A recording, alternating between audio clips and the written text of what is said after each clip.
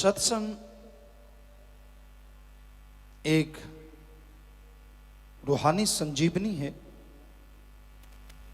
जिसको लेने से मर्तप्राय आत्मा पुनर्जीवित हो जाती है और आत्मा का बल क्या काल, क्या महाकाल, क्या मन, क्या माया,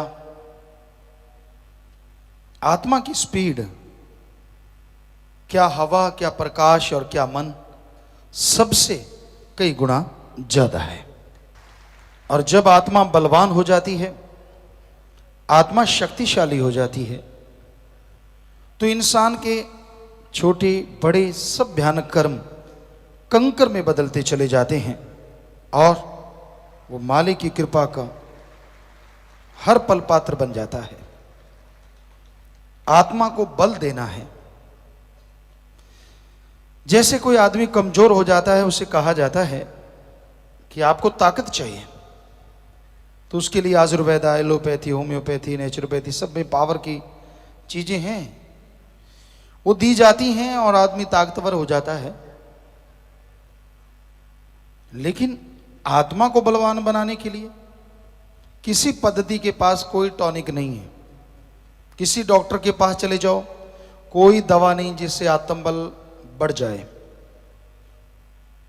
आत्मबल का टॉनिक दुनियावी ग्रंथ जो हैं, स्कूल में पढ़ने वाले बच्चे उनको नहीं ढंग से समझ सकते जब तक उस्ताद, टीचर, मास्टर ना पढ़ाए।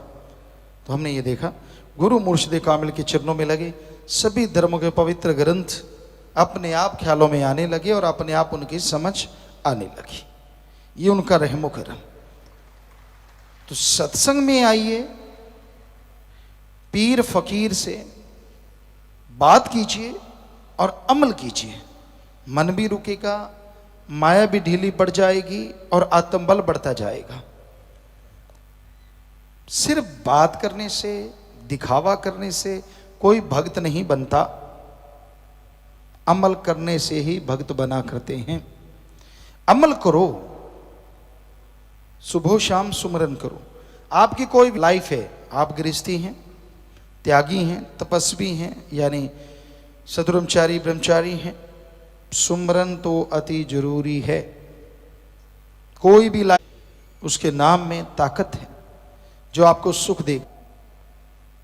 चंद नोटों के लिए इंसान मन और मनमते लोगों का संग करता है और कई बार वो सब इंसान के दुख का कारण बनते हैं। परेशान रहता है, दुखी रहता है, किसी से पैसे लिए, किसी को मारा, काटा, तड़फाया, जिंदगी भर वो आदमी तड़फता रहता है जो ऐसे बुरे कर्म करता है। तो इसलिए बुरा कर्म नहीं करना चाहिए। जहां तक संभव हो नेक कर्म करो, भले कर्म करो, मालिक का नाम जपो, तभी सुख मिलेगा, तभी शांति मिलेगी, तभी परमानंद मिलेगा। अगर आप वचनों पे पक्के नहीं रहते, सुमरन नहीं करते, तो मालिक की कृपा पात्र आप नहीं बन पाएंगे। इसलिए टेंशन छोड़ो, रजा में राजी सो मर्द गाजी। सतगुरु मौला दुख दे सुख दे, उसकी तमीज ना रहे, वो आदमी मालिक की खुशियों का हमेशा अधिकारी बनता है और दोनों जहां में खुशियों से माला माल रहता है।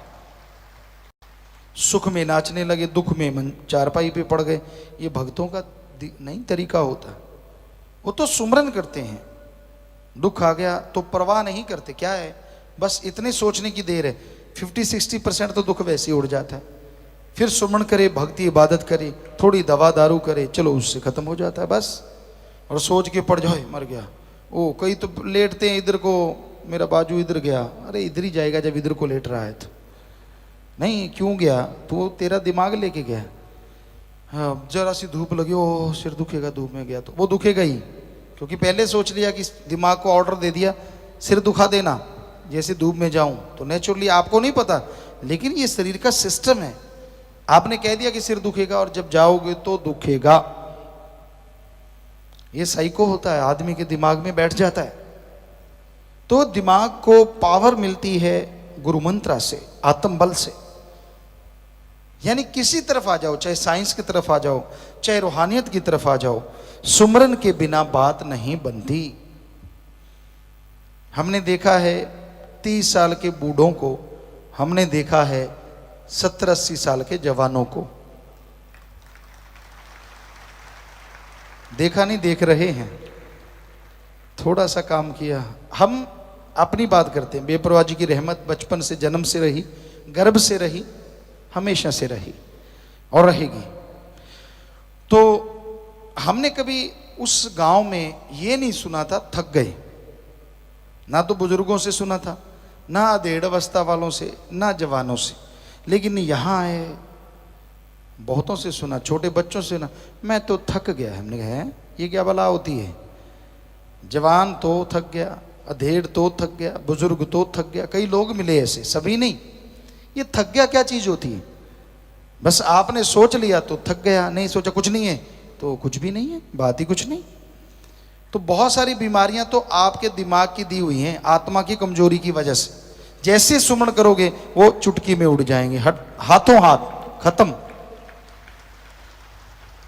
तो ऐसे ना सोचा करो, मैं ऐसे लेटूंगा मेरे तो बल पड़ेगा, मैं ऐसे लेटूंगा तो मेरे को आराम आएगा।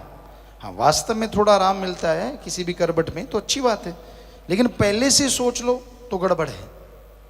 इसलिए दिमाग में पहले से, उसका कारण है आत्मिक कमजोरी। और आत्मिक कमजोरी को दूर करने का एक ही तरीका है, सत्संग में आओ, ओम हरि अल्लाह वाहिगुरु राम का नाम गाओ, भक्ति इबादत करो। आप अंदर से मजबूत हो जाएंगे और बीमारियां चुटकी में उड़ती चली जाएंगी। आपकी सोच पॉजिटिव हो जाएगी, आपको शक्ति आने लगी। बात बात से लोग डरते हैं, छिपकली देख के कईयों को तो थरथराहट हो जाती है, काकरोच देख लिया कईयों के पसीने छूट जाते हैं। तो ये एक साइको है और कुछ नहीं। बताओ काकरोचों ने कितने लोगों को मारा है? सुना कभी उसके जहर से कोई मारा?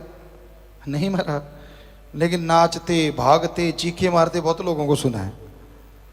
छिपकली, हाँ, अगर दूध में खाने में गिर जाए, उसमें पड़ जाए तो जहरीली है, लेकिन ये नहीं है कि अगर उसका सही पे, चलो ऐसे भी अगर कोई पी भी जाता है और अंदर से स्ट्रांग है, थोड़ी दवा ले ले तो वो ठीक हो जाता है। ऐसा कुछ नहीं है कि वो आदमी को खत्म कर देगी हाथों हाथ, लेकिन उससे वैसे डरते रहो। वो बेचारी आदमी से डरती है, आदमी उससे डरता है। उसको पता नहीं कि आदमी डरता, वरना वो घरों से बाहर निकाल दे आदमी को।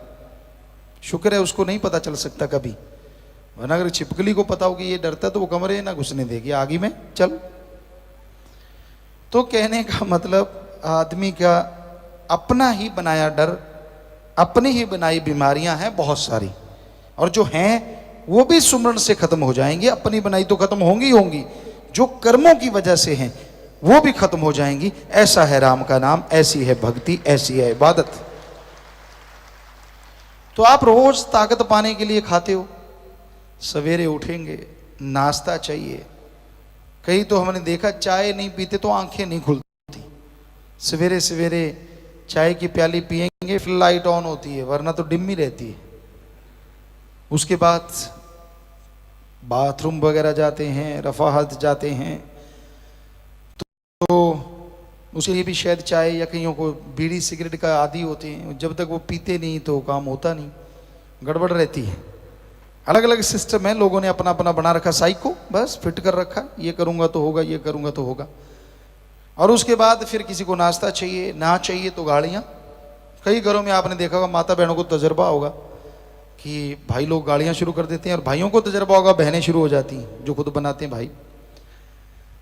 तो ऐसा चलता है, सब चीज़ों के लिए लड़ते हैं। दोपहर का खाना टाइम पे नहीं आया तो लाल पीले।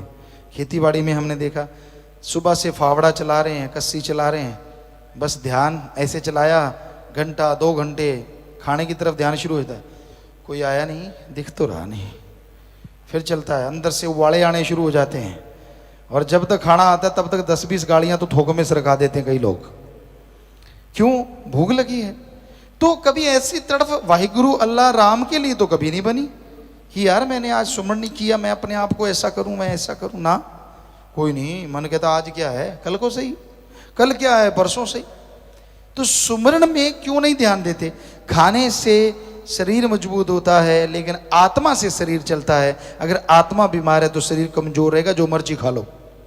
कई कहते सुने गए, बहुत ताकत वाली चीज खाते हैं पिताजी, बिल्कुल नरकंकाल, जोर लगा लिया। तो मतलब जब तक चिंता, टेंशन, परेशानियां दूर नहीं होंगी, खाओ पियो अच्छा, लेकिन साथ में सुमन करते रहो। आत्मा बलवान होगी तो पतले शरीरों में भी शक्ति गजब की आ जाती है। शरीर पतले मोटे से कोई लेना देना नहीं होता।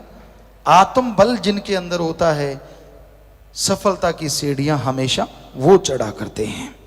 आत्म बल जरूरी है, आत्मविश्वास जरूरी है, वरना बड़े बड़े पहाड़ जैसे लोगों की हवा सर एकदम निकल जाती है। ऐसा भी हमने देखा है। तो भाई आत्म बल हासिल करो, ये सबके लिए जरूरी है। जिंदगी का कोई भी मार्ग है आपका, सुमरन करो, भक्ति जरूर किया करो, नियम बना लो। हर जिंदगी में, हर कार्य में मालिक आपको खुशियां देंगे और खुशियों से लबरेज होके आप अपना, अपने कुलों का, अपने परिवारों का उद्धार करते जाएंगे और खुशियों से माला माल होते जाएंगे। धन धन सद्गुरु।